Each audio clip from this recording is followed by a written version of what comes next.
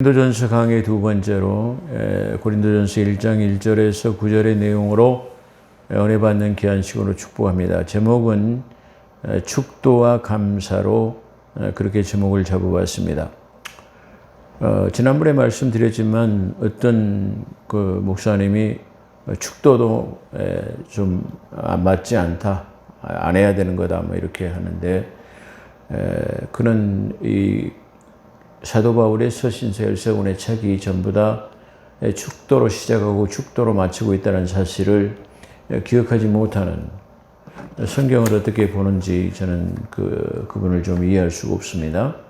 어찌됐든 간에 지금 축도로 시작하는 내용, 그리고 감사로 시작하는 내용이다, 그렇게 말씀드리면서요. 자, 지난번에 고린도전서 강의 서문에 이어서 두 번째로 서문에서 부족한 부분을 보충한 다음에 본문으로 은혜 받는 귀한 시간이 되기를 소망합니다. 이 고린도전서는 고린도전서 알파로 되어 있습니다. 알파는 첫 번째 책이다. 두 번째를 구별하기 위해서 알파라는 뜻을 붙인 것 같습니다. 그래서 알파는 첫 번째를 나타내는 단어로서 이 고린도전서의 기록 연대는 AD 55년에서 57년경으로 보는 게 정설, 보통입니다. 사도 바울이 서신서 중 첫 번째 책인 로마서, 사도 바울이 13권의 서신서 중에서 첫 번째가 이 로마서인데, 로마서는 구원에 관한 교리다, 그렇게 말하고 있습니다. 그렇기 때문에 어떤 특정한 교회에 보내기보다는 모든 예수 그리스도를 믿는 사람들에게 믿음을 바라게, 구원을 받기 원하는 사람들에게 구원에 관한 교리서라, 그렇게 말씀드릴 수 있습니다. 그렇다고 한다면 이 고린도전서는 그러니까 첫 번째 책인 로마서는 구원을 받기 위한 교리서라고 한다면, 이 고린도전서는 구원받은 후에 그리스도인이 어떠한 삶을 살아야 하는가에 대한 실제적이고 실천적 교리를 다루고 있는 첫 번째 책이라고 할 수 있을 것입니다. 이 고린도전서에 기록된 목적은 대체적으로 살펴보면 다음과 같이 분류할 수 있을 것입니다. 첫 번째로는 분파에 대한 질책이 1장에서 4장까지 기록되고 있습니다. 두 번째로는 일반적인 부도덕성에 대한 훈계와 명령이 5장에 기록되어 있습니다. 세 번째로는 성도들 사이의 분쟁을 이교도들에 대한 법정으로 가는 것에 대한 책망을 6장에서 기록하고 있습니다. 네 번째로는 결혼과 이혼 문제에 대한 언급을 7장에서 기록하고 있습니다. 다섯 번째로는 우상에게 바친 제물에 대한 문제 해결. 그러니까 이 고린도 교회가 우상에게 바친 이 제물을 먹어야 되냐 말아야 되냐, 이런 것에 대한 것인데요. 장에만치 8장, 9장, 10장 이 세 장에 걸쳐서 우상의 제물에 관한 것들을 기록하고 있다, 그렇게 말씀드릴 수 있습니다. 여섯 번째로는 주의 만찬, 다시 성만찬식과 관련된 잘못된 점과 무질서에 대한 것을 책망하고 있습니다. 11장에서. 그 다음에 일곱 번째로는 영적 은사에 대한, 그리고 특히 방언에 대한 것에 대해서 은사에 관한 것, 그래서 12장, 13장, 14장에서 은사에 대한 것, 방언에 대한 것을 기록하고 있다, 그렇게 말씀드릴 수 있습니다.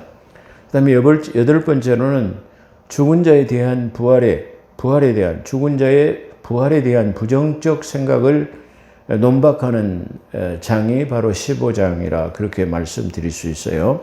그러니까 이 어린아이와 같은 이 젖먹이 같은 어린아이와 같은 이 고린도 교회가, 다시 말하면 그리스도의 초보, 다시 말하면 걸음마를 하는 단계에 있는 사람들이 마치 그 대학생들이 공부하는 것, 초등학교 학문을 배우는 사람이 이 대학생들이나 배울 법한 것이 바로 이 부활에 관한 것이다. 부활은 가장 단단한 식물이라고 그렇게 말할 수 있는데, 이 아주 독특한 현상이다, 그렇게 볼 수 있어요. 초등학문이라고 하는 그리스도의 초보 같은 사람들이 부활에 관한 것은 아주 가장 궁금해하고 있다는 것이 아주 특징이다, 그렇게 말할 수 있어요. 그거를 15장에서 정리했는데, 이 앞선에 말한 것처럼 부활에 관한 것은 성경 66권 중에서 가장 정확하게 기록한 책이다. 부활장 15장에서 그렇게 기록하고 있다. 그렇게 말할 수 있습니다. 그럼 아홉 번째로는 가난한 성도들에 대한 모금을 동참할 것을 권면하는 내용이 16장 1절에서 4절까지로 기록되고 있습니다. 열 번째 마지막으로는 동역자들에 대한 소식과 권면이 16장 5절에서부터 24절에 기록되고 있다. 이렇게 압축한다면 이 지금 10가지 내용을 지금 압축해서 사도 바울은 기록하고 있다. 그렇게 말씀드릴 수 있을 것입니다. 1절에 보면은 하나님의 뜻에 따라 그리스도 예수의 사도로 부르심을 받은 바울과 및 형제 소수대네로 시작합니다. 사도 바울은 하나님의 뜻에 따라서 그리스도의 사도가 된 것을 말합니다. 갈라디아에서도 보면 자기가 사도된 것을 부모 형제와 의논하지 않고 먼저 사도된 자들에게도 의논하지 않고 내가 그 신의 산이라고 하는 곳으로 갔다라고 그렇게 갈라디아에서 말한 것처럼 자기가 이 사도가 된 것은 자기의 뜻하고는 전혀 생각지 않은 하나님의 강권적인 역사로 다메섹으로 가고 있는 그를 사울아 해가지고 그를 택정하셨다. 그런 말이에요. 그렇기 때문에 자기가 사도된 것을 지금 말하고 있다. 그런 말이에요. 그래서 이 단어는 바로 자신의 뜻이 아닌 온전히 하나님의 뜻에 따라서 하나님의 뜻이었음을 시인하는 것으로 로마서 1장 1절에서는 그리스도의 종된 바울은 사도로 부르심을 받아 하나님의 복음을 위하여 택정함을 받았다. 그리스도의 종이자 복음을 위해서 부름받은 사도로서의 택정함을 입었다. 특별하게 선택되었다. 그걸 지금 말하죠. 그렇잖아요. 12제자도 아니고 하나님께서 그 복음 전도자로 택정하기 위해서 다메섹으로 가는 그를 강력하게 붙잡아 가지고 지금 하나님께서 사용하셨다. 그렇게 말할 수 있다. 그런 말이에요. 그래서 특히 갈라디아서 1장 1절은 사람들에게서 난 것도 아니요 사람으로 말미암은 것도 아니요 오직 예수 그리스도 및 죽은 자 가운데서 그리스도를 살리신 하나님 아버지로 말미암아 사도된 바울은 이렇게 자신의 13권의 책 중에서 12번을 지금 서두에다가 이게 자기가 이 사도임을 입증하는 그런 인사로 편지하고 있습니다. 그러니까 어떻게 보면은 이 사도로서 복음을 전하는 많은 사람들이 12제자가 아니야. 뭐 사도가 아닐 수도 있어. 이렇게 어떤 공격적인 내용이 많이 있었을 것이다 라고 그렇게 생각해 볼 수 있어요. 그렇기 때문에 모든 이 서신서에다가 자기가 사도인 것을 갖다가 입증하는 내용으로 시작하고 있다. 그렇게 말할 수 있을 것입니다. 13권의 책에서 히브리서에만 자기가 사도인 것을 기록하지 않고 나머지 12권의 책에다가 자기가 사도인 것을 지금 입증하고 있다. 자기가 사도로서의 지금 편지하고 있다. 그것을 지금 천명하고 있다. 그렇게 말씀드릴 수 있어요. 1절은 자기 자신이 사도임을 입증하는 반면에 우리의 형제 소수데네로 언급하고 있습니다. 이 소수데네라는 사람이 갑자기 언급하고 있는데 이 바울은 소수데네를 바로 사도요 형제라고 부르는 것이 독특합니다. 그러니까 다른 서신서에도 보면은 나 사도된 바울과 디모데는 이렇게 편지하고 있어요. 이게 다시 말하면 이 디모데도 사도라는 말이야. 다시 말하면 여기서 이 지금 소수데네도 누구야? 사도다. 바나바 같은 사람, 실라 이런 사람들도 누가, 마가 이런 사람들도 뭐라고 하면 엄밀하게 따지고 보면 사도라 그렇게 볼 수 있어요. 사도라는 말은 뭐 특별한 의미를 부여하기보다는 하나님께서 그를 선택하셔가지고 보냄을 받은 자라는 뜻으로 이해하면 돼요. 하나님께서 그를 복음 전도자로 보냄을 받은 사람이다. 그걸 사도라 그렇게 표현할 수 있다. 그렇게 말씀드릴 수 있어요.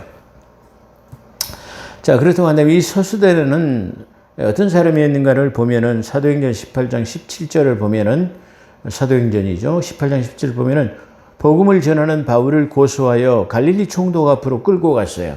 그런데 이 갈리오 총독이 이 종교 문제라면 이 귀중한 문제가 아니고 시시껄렁한 종교 문제라면 그 너희들이 알아서 해. 그리고 바울을 그냥 풀어줘 버렸어요. 그러니까 이 화가 난 유대인들이 누구냐면 이 소스데네를 잡아다가 해당장 앞에서 이 해당장 이 사람이 누구냐면 이 바울을 풀어줘 유대인들이 회당장 소스데네를 그랬어요. 그러니까 이 소스데네라는 사람이 유대인의 회당의 해당장이었다라는 것을 우리가 알 수 있어요. 그러니까 이 회당장 유대 종교의 해당장이었음에도 불구하고 그가 쉽게 말 개종을 해갖고 그리스도인이 되고 그리스도인이 되면서 이 사도 바울의 복음을 적극적으로 증거하는 그런 사람이었다라는 것을 우리가 알 수 있어요. 그래가지고 이 바울을 풀어주니까 이 갈리오가 그냥 풀어줘 버리니까 이 소스데네를 잡아다가 갈리오가 있는 앞에다가 그냥 심하게 매질을 했어요. 그러니까 이 종교 문제로 매질을 하니까 이 갈리오 총독이 그것에 관여치 않았다라고 하는 내용이 바로 사도행전 18장 이후에 기록되고 있다. 그렇게 말할 수 있어요. 그래서 조금 전에 말한 것처럼 그래서 이 소스데네는 유대 종교의 해당장이었지만 그리스도인으로서 개종한 사람으로 사도 바울을 도와 적극적으로 이 복음 전도자가 된 것으로 그렇게 나타납니다. 그렇기 때문에 내 형제이자 이 사도다 말이야. 이렇게 지금 사도 바울이 이 소스데네를 지금 이게 천거 비슷하게 그가 사도임을 입증하는 내용을 이 편지 서두에다가 기록하고 있다. 그렇게 말하고 있습니다. 2절에 보면 고린도에 있는 하나님의 교회, 이 고린도 교회는 부정부패, 부정한 것, 다시 말하면 아주 이 분쟁이 많기로 아주 유명한 그런 교회였습니다. 그럼에도 불구하고 그 교회를 하나님의 교회라고 부른다는 것이 아주 독특합니다.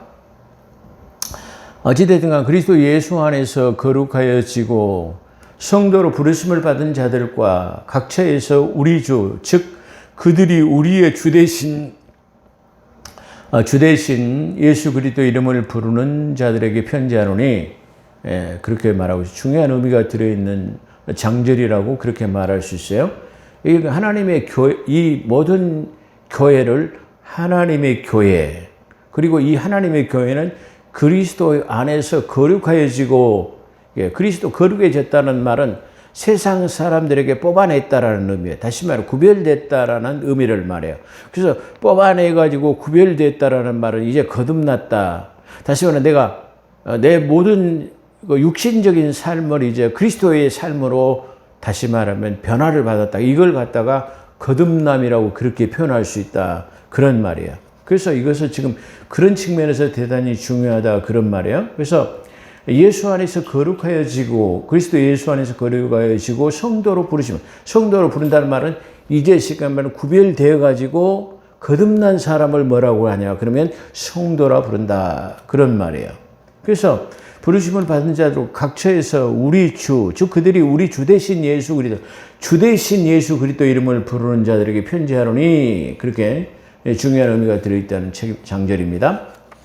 그리스도 예수 안에서 거룩하여지고, 다시 말해서 새 속에서 구별되어지고 거듭난 자들을 의미하고 있으며, 그런 자들을 우리는 성도라고 부릅니다. 거듭남이라는 말은 무슨 말이냐면 니고데모에게 말했던 것처럼 거듭난다라고 하니까 내가 엄마 뱃속에 들어갔다 다시 태어나냐 대하느냐 그런 말이죠.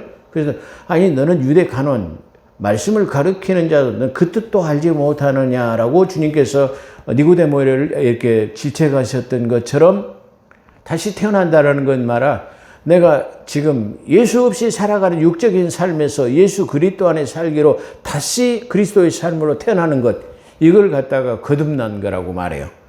어떻게 보면은 거듭난다라고 하니까 막 사람들이 이상하게 어려운 것으로 생각하는데 절대 그렇지 않다. 그렇게 아마 구별되어져서 예수 그리스도를 나의 구주로 믿기로 한 삶이 바로 거듭난 새로 태어난 삶이다. 거듭남이라는 것은 바로 새롭게 태어난 삶이다.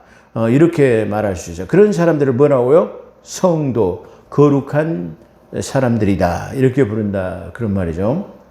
또한 예수가 주 되신 것을 믿는 자들에게 모인 공동체를 하나님의 교회라고 합니다. 야, 중요한 말이라 제가 중요한 장절이라고 말씀드린 것은 예수가 주 되신 것을 믿는 모임 공동체를 갖다가 뭐예요? 우리가 누구예요? 예수가 주 되신 것. 오늘날 예수라는 사이, 예수가 주되신 것을 믿지 않는 사람들이 너무나 많아요. 한국 교회에 제가 항상 이걸 말하지만 아주 유명한 목사, 원로 목사들에다 큰 대형교회 목사들이 기도하면 예수 이름으로 기도해. 예수가 주되신 걸 아직 믿지 못하는 그런 내용이다. 그런 말이에요. 그래서 예수가 그래서 제가 중요한 거라고 항상 말하는데 이건 얼마든지 강조해도 조금 더 부족함이 없는 그런 말이다. 그런 말이에요. 예수가 주되신 것을 믿는 자들이 모인 공동체를 뭐라고 그래요? 하나님의 교회 그래요. 하나님의 교회라고 말해요. 그죠? 하나님의 교회를 장길자가 하나님의 교회라 하니까 우리가 하나님의 교회라면 이상하지만 주로 이단들이 쫙 그런 말을 다 갖다 써요. 누구죠? 이만희는 장막성전이라고 그러는데 지금은 장막성전이라고 하지 않고 다른 칭호를 붙이고 있다고 그렇게 들었습니다만은 그래서 이 하나님의 교회라는 말은 아주 중요한 의미를 가지고 있다. 다시 말하면 예수가 주되신 것을 믿는 사람들이 모인 공동체를 갖다가 하나님의 교회라 그렇게 말한다. 그런 뜻이에요. 교회의 바른 명칭은 하나님의 교회입니다. 그리스도 교회가 아닙니다. 필리핀에 가면 크리스티안 이글레시아인가 그런 교회가 그리스도 이글레시아인가 그런 교회들이 많아요. 오히려 지금 우리가 그리스도 교회는 많지 않은데 그런 교회는 아주 큰 필리핀은 전체적인 가는 데마다 큰 건물로 자리하고 있는 것을 보았습니다. 어찌됐든 간 이렇게 모인 교회를 하나님의 교회라고 그리스도 교회는 아니다. 그렇게 말할 수 있습니다. 그래서 복음의 핵심은 예수가 그리스도 되심을 믿는 거예요. 복음이 뭐냐 그러면 예수 구원할 자가 구원하시고 난 다음에 우리의 주와 그리스도가 되신 거예요. 복음이에요. 예수가 누구냐면은 그분이 주야, 그리스도시야, 메시아야 이걸 증거하는 거예요. 그런데 오늘날 제가 항상 말하지만 이 경륜이 수십 년이 대형 교회를 이끌고 훌륭한 언론 목사들이 기도하면 예수 이름으로 기도. 예수는 아직 구원할 자인데 아직 구원의 안성을 이루지 못한 이름을 부르고 있다라는 말이에요. 저는 그런 걸 볼 때 저분들이 도대체 성경 66권을 갖다 특히 신약 성경을 이 서신서 13권을 교회 서신서라고 하는 이 13권의 책을 도대체 뭘로 보는가 제가 그렇게 말씀드려요. 여기 오늘 다시 한번 제가 누누이 몇 번을 말씀드렸는데 오늘도 한번 다시 강조를 드리겠습니다. 그리스도 교회가 아닙니다. 복음의 핵심은 예수가 그리스도 되심을 믿는 것입니다. 그래서 이 복음은 바울과 베드로의 복음과 신학이 일치하는 것으로 다시 말하면 이 사도 바울의 서신서와 베드로의 서신서가 아주 하나도 배치되는 것이 없이 아주 똑같은 일맥상통하고 있는 내용들이다. 그렇게 말할 수 있어요. 그게 아주 독특하다 그런 말이에요. 자, 어떻게 보면 사람들이 베드로는 지식이 좀 짧은 학식이 없는 사람이야. 바울은 엄청난 공부를 많이 하는 사람이 이렇게 보죠. 그럼에도 불구하고 그렇다 치더라도 제가 말씀드린 것처럼 베드로도 이 구약 성경이라고 하는 시가사에 아주 능통한 사람이었다라는 것을 제가 이 사도행전을 통해서 말씀드린 바 있는데요. 그럼에도 불구하고 이 베드로의 신앙과 이 사도 바울의 신앙이 아주 일치하고 있다라는 말이에요. 베드로가 전한 거 뭐냐면 예수가 주 되신 것을 믿는 거, 메시아 되신 걸 전하는 거예요. 사도 바울도 지금 예수 그리스도를 믿고 난 후에 우리가 어떤 실천적인 삶을 살아야 하는가를 지금 전하는 책에서 지금 이렇게 말하고 있다. 그렇게 말씀드릴 수 있어요. 자, 그래서 이 복음은 바울과 베드로의 복음과 신학이 일치하는 것으로 사도행전 2장 36절 베드로의 기록이죠. 보면 십자가에 못 박은 이 예수를 하나님이 주와 그리스도가 되게 하셨느니라. 예수를 뭐가 되게 하셨어요? 주와 그리스도가 되게 하셨다. 그런 말이요. 또 사도행전 5장 42절에 보면 저희가 날마다 성전에 있든지 집에 있든지 예수를 그리스도라고 가르치는, 예수가 뭐예요? 그리스도라고 가르치는 거다. 그 말이에요. 그런데 기도할 때마다 주 예수 그리스도 이름으로 기도합니다라는 것하고 예수 이름으로 기도한다라는 것은 아주 신학적으로 제로예요, 제로. 예. 암만 그가 대형 교회 큰 목회를 한다 할지라도 큰 교회를 가지고 성도들이 수천 명, 수만 명 있다 하더라도 그런 신학을 다 써야 돼요. 성경 공부를 다시 해야 된다. 저는 그렇게 말할 수 있습니다. 그래서 예수를 그리스도라고 가르치는, 집에 있든지 성전에 있든지 뭐예요? 예수는 그리스도라고 가르치니라. 몇 번을 강조해도 중요한 것이라고 말씀드렸습니다. 자, 교회의 본질과 복음의 핵심은 예수가 그리스도 되심을 가르치는 것입니다. 그런데 그 하나님의 말씀을 가르쳐줘야 하는 목회자들이 바로 기도할 때 예수 이름으로 기도해요? 안 맞죠. 예. 암만 설교를 제가 지난번에 말씀드렸지만 그 유명한 교회 새로 오신 목사님이 아주 이게 설교를 잘 하시더라고요. 은혜를 많이 받았어요. 근데 마지막 예수 이름으로 기도해 버리더라고요. 자기는 복음으로 십자가의 부활의 사건만을 말하겠다고 합니다. 그 복음이 뭐예요? 예수가 주되신 것인데, 이거 예수가 주되신 것을 빼먹으면서 십자가의 부활의 사건을 전한다고요?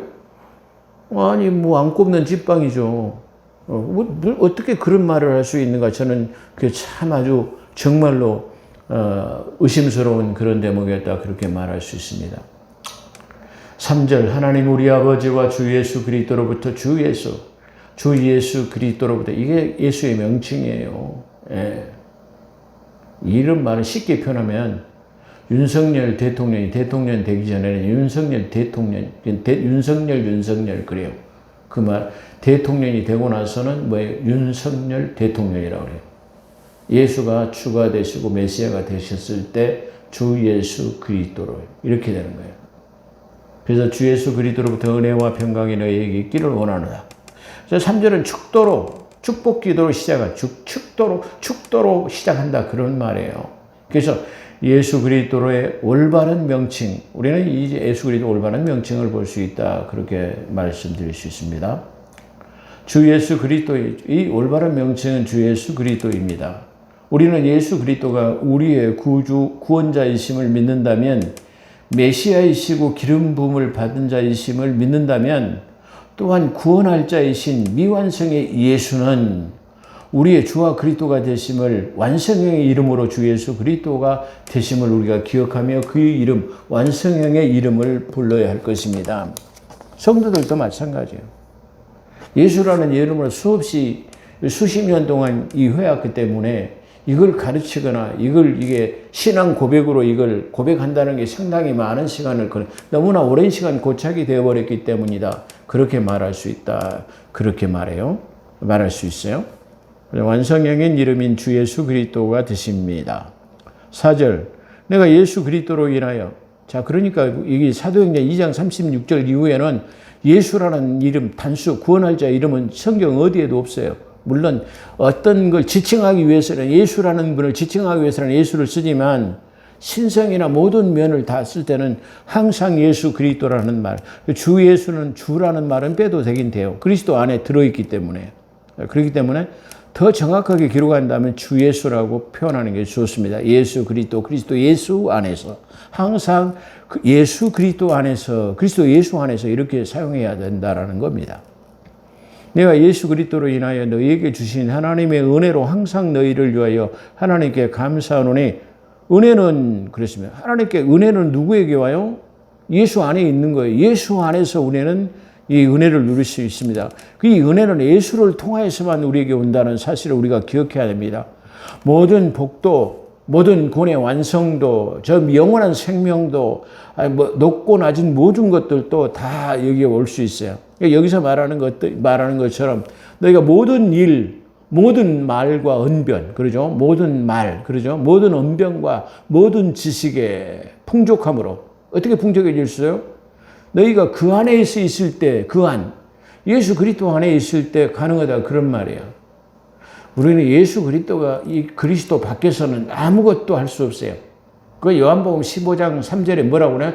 나는 포도나무에 너희는 가지니 너희가 내 안에 내가 너희 안에 있을 때 과실을 맺나니 내가 없이는 너희가 아무것도 할 수 없느니라. 여기서 아무것도 할 수 없다는 것은 이게 홀이라고 하는 아주 작은, 아주 이게 사소한 것들도 할 수 없다, 그런 말이에요. 예수 안에서 가능하다, 그런 말이에요. 예수를 빼놓고는 모든 것이 할 수 없다라는 것을 말씀드려요. 그렇기 때문에 우리는 어떤 사람이들요? 뼛속까지 예수가 있어요. 우리 흐르는 피가 예수의 피가 흐르고 우리의 뼈는 예수 그리스도의 뼛속까지 예수 닮은 사람이 되어야 된다라는 말이에요. 그래서 너희를 위하여 하나님께 감사하노니 은혜는 예수 그리스도를 통하여입니다. 오늘날 그리스도인들이 우리가 복을 받기 위해서는 예수 그리스도를 제쳐놓고는 예수 그리스도 안에서는 밥을 하나님 아버지가 준다라고 생각하면 안 돼요. 왜 그러냐면은 하나님 아버지한테 직접 받을 생각은 우리가 하지 말아야 됩니다. 왜 그러죠? 다른 말로 표현한다면 하나님 아버지께서는 모든 고난을 예수 그리스도에게 유임하셨기 때문에 그 다 모든 것이 지금 다시 말해 쉽게 표현하면 성부 하나님이 성자 하나님에게 모든 것을 다 이게 유임했어요. 다시 말해 그 성부 하나님은 성자 하나님의 실존으로 나타나신 그분이기 때문에 다시 말하면 어떻게 무형의 그분에게 구애받지 아무 필요가 없다 그런 말이에요. 실존이시고 모든 유업을 물려받으시 모든 권한이 아들을 통해서만 나타나기 때문이다. 그렇게 말씀드릴 수 있어요. 그래서 이게 다른 말로 이게 표현한다면 하나님 아버지께서 모든 권한을 예수 그리스도께 유임하셨기 때문에 그분을 통하여서만 가능하기 때문입니다. 5절 이는 너희가 그로 인하여 모든 일 곧 모든 언변 그러죠. 모든 일과 모든 언변과 모든 지식에 풍요하게 되어져서 그로 인해 그는 누구냐? 예수 그리스도. 그는 주 예수 그리스도를 인하여 모든 일과 모든 말과 모든 지식에 풍요로워질 수 있다라는 것을 말해요. 누구를 통해서요? 예수를 통해서만 가능하단 말이야. 예수를 통해서만이 모든 일에 모든 우리의 언변, 말하는 것 그리고 모든 지식이 누구를 통해서 나타납니까? 하나님 예수 그리스도 안에서 그분을 통해서 우리가 누릴 수 있다. 그런 말을 우리가 그렇게 생각할 수 있습니다. 그분을 떠나서는 모든 일, 모든 말, 모든 지식은 헛사일 수밖에 없다는 것을 말해줍니다. 5절입니다. 그리스도의 증거가 너희에게 확고하게 되어 교회는 성도는 다시 확고하게 된다는 말은 교회는 성도를 말하죠. 말씀을 통하여서 그리스도 예수에 대한 지식을 얻고 어디를 얻어요? 교회 안에서 말씀을 통해서 예수 그리스도에 대한 지식을 얻게 되고 또한 그렇게 되어져 그 지식을 통해서 우리의 증거가 굳건히 서게 될 수 있다라는 말이에요. 믿음이 흔들리지 않는다라는 거. 우리 한국 교회에 지금 유기를 말하고 있는 성도들이 많이 떠난다고 그러죠. 왜 떠나죠? 말씀을 가르치지 않기 때문에 그래요. 말씀을 통하여서 확고하게 되어지고 말씀을 통하여서만 지식을 얻게 되고 그 지식의 알미라는 지식을 통해서 우리가 더욱더 굳건하게 되는 거예요. 근데 그게 없으니까 흔들리고 또 그게 없으니까 이게 다시 말하면 교회에서의 영의 양식이 갈급하니까 이단 사슬들에 미혹되어 가는 거예요. 신천지로 가고 아까 하나님의 장길자에게로 가고 무슨 누구 전동환이고 대순 진리 요즘 대순 진리가 순천에서 아주 그냥 기승을 부리고 다니더라고요. 여호와 증인 기타 등등 왜 그런 데로 빠지게 됩니까? 그 사람들이 잘못입니까? 저는 그렇게 생각하지 않아요. 우리 지금 한국 교회에서 말씀의 부재라고 하는 말씀을 가르치지 않기 때문이에요. 예수가 주 되신 그리스도 되신 것도 가르치지 못하고 있는 교회에서 지극히 그리스도의 초보 같은 것을 가르치지 않고 있는데 무엇을 우리가 가르칠 수 있다라는 말입니까? 그렇기 때문에 우리는 교회는 말씀을 통해서 그리스도 예수에 대한 지식을 얻고 그분에 대한 증거를 통해서 굳건히 서게 될 것을 말하고 있습니다. 오늘은 여기까지 마치도록 하겠습니다. 기도하겠습니다. 거룩하시고 자비로우신 하나님 아버지, 지금 종의 마음 가운데 하나님 지금 창세기, 사도행전, 마태복음, 그 다음에 이 고린도 전서를 강해하고 있습니다. 이 강해 설교를 통해서 우리 한국교회 성도들이 굳건한 믿음을 하나님 아버지 쓸 수 있도록 아버지 함께하여 주시고 크신 은혜가 될 수 있도록 아버지 함께하여 주시옵기를 아버지 간절히 바라옵곤 합니다. 부족하고 연약한 종을 붙들어 주셔서 하나님의 깊은 것까지 통달하여 증거할 수 있는 하나님 메신저로서 부족함이 없도록 아버지 함께하여 주시옵소서. 오늘도 함께하신 것 감사하며 우리 구주 예수 그리스도 이름으로 감사기도 드리옵나이다. 아멘.